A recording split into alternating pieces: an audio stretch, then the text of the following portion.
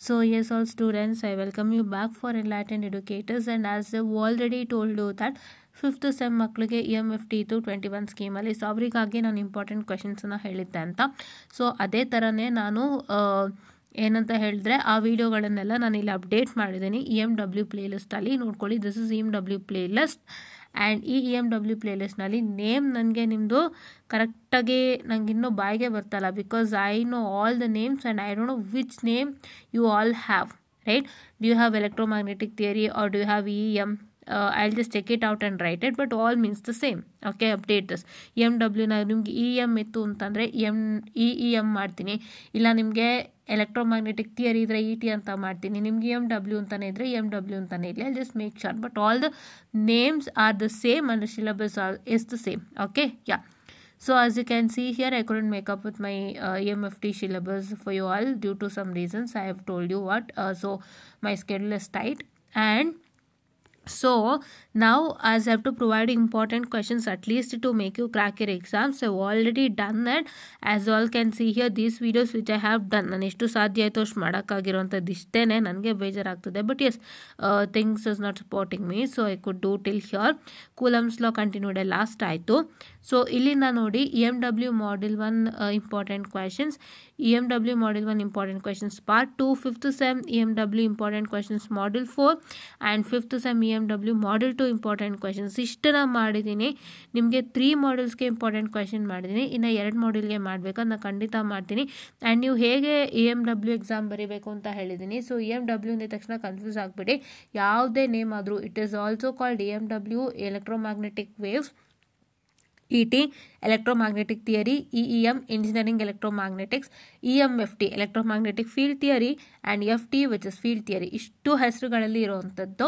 So ಹಾಗಾಗಿ ಇಷ್ಟು ಹೆಸರಲ್ಲಿ ಇರುವಂಥದ್ದು, but syllabus is the same. ಅವರು ನೇಮ್ಗಳನ್ನ ಬದಲಾಯಿಸ್ಕೊಂಡು ಹೋಗ್ತಾ ಇದ್ದಾರೆ as per the scheme.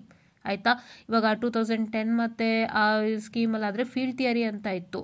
So ಮತ್ತೆ ಅದನ್ನ EMFT ಮಾಡಿದ್ರು, EMFTಯಿಂದ ತಿರ್ಗಿ ಏನು ಮಾಡಿದ್ದಾರೆ, EEM ಮಾಡಿದ್ರು, EEMಯಿಂದ EMW ಮಾಡಿದ್ರು, EMWಯಿಂದ ET ಮಾಡಿದ್ದಾರೆ. ಸೊ ಈ ಥರ ಬದಲಾವಣೆಗಳು ಮಾಡ್ತಾ ಇರ್ತಾರೆ. Name only will change, but the syllabus is the same.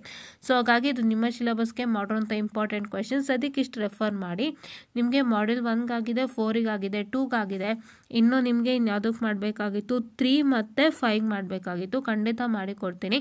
ದಯವಿಟ್ಟು ಯಾವುದರಲ್ಲೇ ಆಗಲಿ ಡಿರೈವೇಷನ್ಸ್ ಬಿಡಬೇಡಿ. ಡಿರೈವೇಷನ್ ಬಿಟ್ಟಷ್ಟು ತುಂಬ ದೊಡ್ಡ ಪ್ರಾಬ್ಲಮ್ ಆಗುತ್ತೆ. ಅದರಿಂದನೇ ನೀವು ಎಷ್ಟೋ ಬಚಾವ್ ಆಗೋ ಚಾನ್ಸಸ್ ಇದೆ, ಬಟ್ ನೀವು ಅದನ್ನು ಬಿಟ್ಟು ಅಂದರೆ ಖಂಡಿತ ಬಚಾವ್ ಆಗೋಕ್ಕಾಗಲ್ಲ. You will go into F situation, ಫೇಲ್ಗೆ ಹೋಗ್ಬಿಡ್ತೀರಾ. ಸೊ ದಯವಿಟ್ಟು ಡಿರೈವೇಷನ್ ಬಿಡಬೇಡಿ.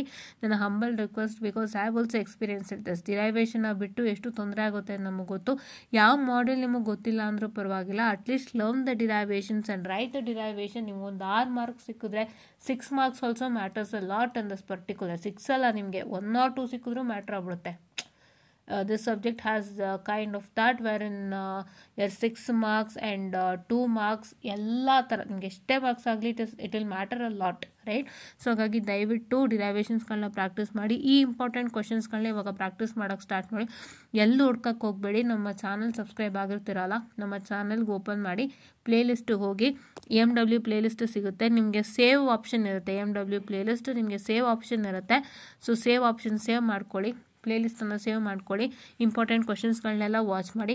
ಇದೇ ರೀತಿ ಕಂಟ್ರೋಲ್ ಸಿಸ್ಟಮ್ದು ಕೂಡ ನೀವು ಸೇವ್ ಮಾಡ್ಕೊಳ್ಳಿ. ಪ್ಲೇಲಿಸ್ಟನ್ನು ಸೇವ್ಗೆ ಅವಕಾಶ ಇರುತ್ತೆ, ಸೇವ್ ಮಾಡ್ಕೊಳ್ಳಿ. ಸೇವ್ ಮಾಡಿಕೊಂಡು ನೀಟಾಗಿ ಓದ್ಕೊಳ್ಳಿ, ಆಯಿತಾ? ಆ್ಯಂಡ್ ಇಲ್ಲಿ ಒಂದು ವಿಡಿಯೋ ಇದೆ, ಸರ್ಕ್ಯೂಟ್ಸ್ ಆ್ಯಂಡ್ ಕಂಟ್ರೋಲ್ಸ್ ಅಂತ ನಿಮ್ಮ ಪ್ರೀವಿಯಸ್ ಸ್ಟೂಡೆಂಟ್ಸ್ಗಿತ್ತು, ಅಂದರೆ 21 ಸ್ಕೀಮ್ ಸ್ಟೂಡೆಂಟ್ಸ್ಗಿತ್ತು.